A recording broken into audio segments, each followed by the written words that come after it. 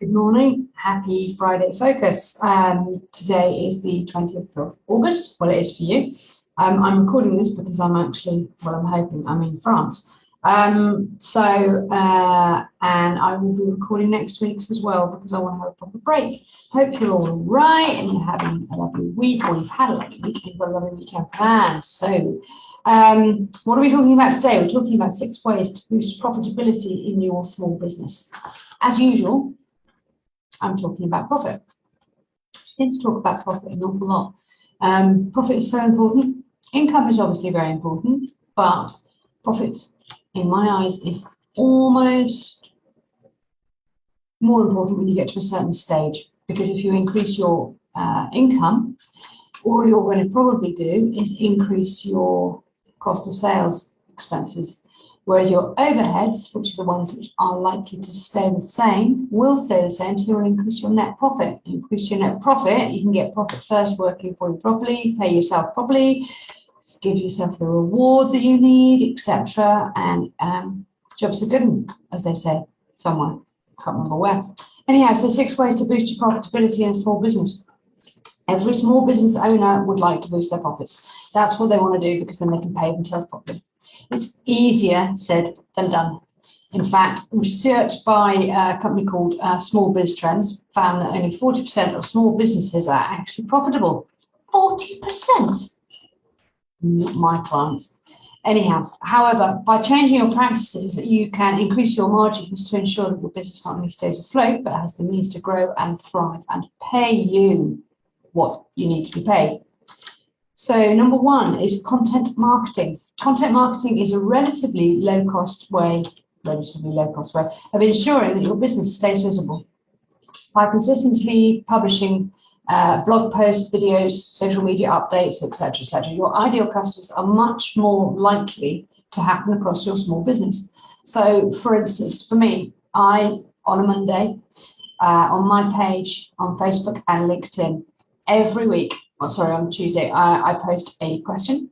On a Wednesday, I post a quote. On a Thursday, I post a blog. On a Friday, I do Friday Focus video. Now, I've missed a couple, but I haven't missed that very many in the last year and a bit. And it just means I'm more visible.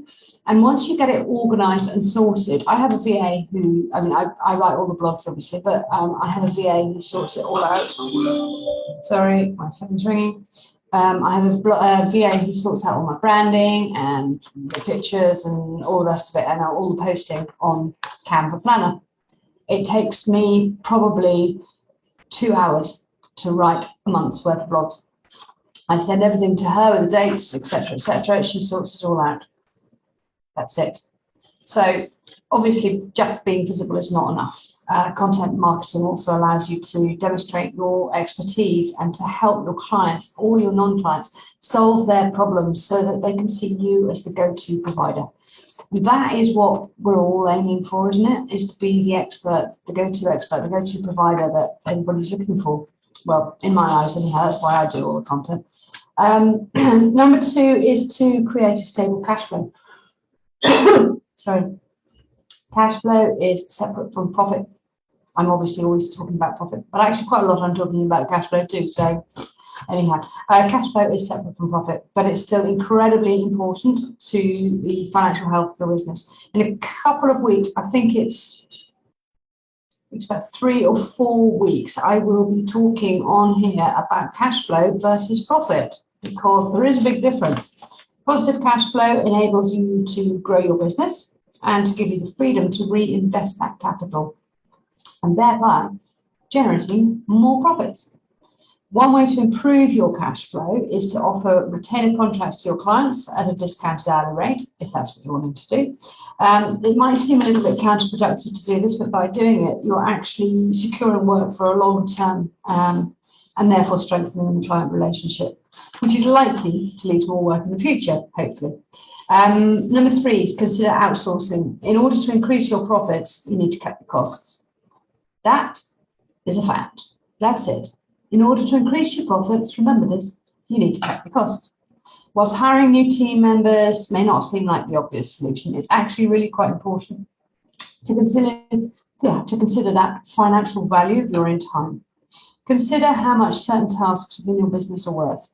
If your time is worth, say, £100 an hour, roughly, if you're lucky, can you afford to waste several hours a day on those £10 an hour tasks? No, of course you can't. So outsourcing frees up your time, allows you to focus on the high value tasks that require your specific expertise. So I outsource my payroll, I outsource my bookkeeping, and I outsource to my VA all my branding and bits and pieces like that. One, I don't want to do them anymore. And two, they're much better being done by somebody else because it's much quicker and much more efficient if they do them. So think about outsourcing and how you could save some money actually by doing that, or increase your profits by doing that. So 4 is cross-selling. Another effective way to boost your profits is to introduce new products and services to complement your current offerings. A classic example of cross-selling is when a fast food worker asks if you like fries alongside with your burger, if ever you happen to go to a fast food place. Other examples include fashion boutiques and things like that, highlighting accessories to complete the look. So a belt or a handbag or a pair of shoes or whatever it is, or smartphone store offering protective cases for your new device, whatever it happens to be. That is an absolute classic way of cross-selling. So number 5 is shopping around with suppliers. A lot of us before lockdown, COVID, etc., used the same suppliers for years and years and years and years. And I drilled into all of my clients, I hope, to actually really look at those suppliers and see if there's any way that you can cut down on the subscription that you've got with them, or change it in some way, or find a different one. It's like you switch for your mobile phone or for your electricity or your gas or anything like that. It's exactly the same sort of thing. But going through all of your suppliers, literally with a very, very fine tooth comb, can be worth a very, very big difference in the amount that you're paying. Suppliers don't reward loyalty anymore, customer loyalty anymore. So shopping around is what we need to do, all of us. Doesn't matter what it's for. Apart from threatening to leave your current supplier, that actually quite often works as an encouragement for them to give you better discounts or special offers that they're running or whatever. Removing dead weight. This is quite important, really, actually. Are all of your products and services actually really generating a profit? Do you know which ones are generating a profit and which ones aren't? Have you ever actually done a really detailed analysis to find out? If you want to know how to do that, contact me and I'll let you know. In order to boost your margins, you need to analyze your current offerings and work out which ones are generating the most profit.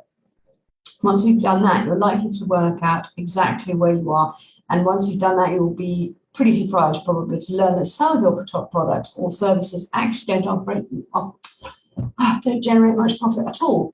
But sometimes it's quite difficult to do that, because if you are bundling your services like I do quite often into packages, it's quite difficult to work out which bits are and which bits aren't. So the only way that you can do that is by working out how much time you're spending on each of those two things. So those are the 6 ways of dealing with this. In summary, boosting your profits doesn't just happen. It's not going to just happen just like that. You've got to really work at it. It requires quite a lot of time and consistent action and input from you and from other people as well, but mostly from you.